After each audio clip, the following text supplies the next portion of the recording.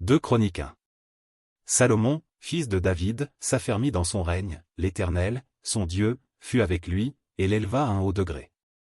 Salomon donna des ordres à tout Israël, aux chefs de milliers et de centaines, aux juges, aux princes de tout Israël, aux chefs des maisons paternelles, et Salomon se rendit avec toute l'assemblée au haut lieu qui était à Gabaon.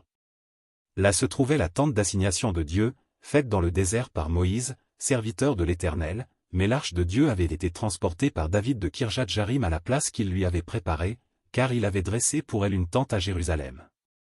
Là se trouvait aussi, devant le tabernacle de l'Éternel, l'autel d'airain qu'avait fait Bethsalel, fils d'Uri, fils de Hur. Salomon et l'assemblée cherchèrent l'Éternel. Et ce fut là, sur l'autel d'airain qui était devant la tente d'assignation, que Salomon offrit à l'Éternel 1000 holocaustes. Pendant la nuit, Dieu apparut à Salomon et lui dit, « Demande ce que tu veux que je te donne. » Salomon répondit à Dieu, « Tu as traité David, mon père, avec une grande bienveillance, et tu m'as fait régner à sa place.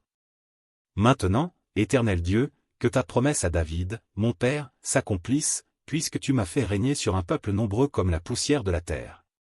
Accorde-moi donc de la sagesse et de l'intelligence, afin que je sache me conduire à la tête de ce peuple. Car qui pourrait juger ton peuple, ce peuple si grand?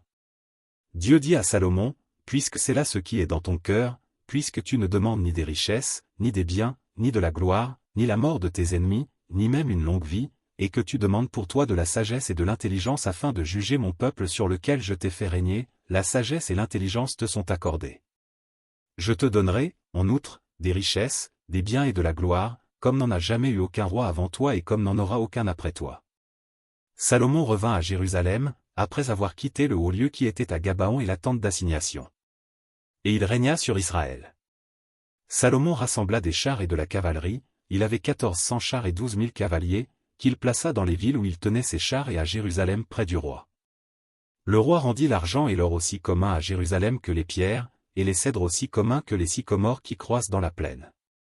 C'était de l'Égypte que Salomon tirait ses chevaux, une caravane de marchands du roi allait les chercher par troupes à un prix fixe, on faisait monter et sortir d'Égypte un char pour 600 cycles d'argent, et un cheval pour 150 cycles.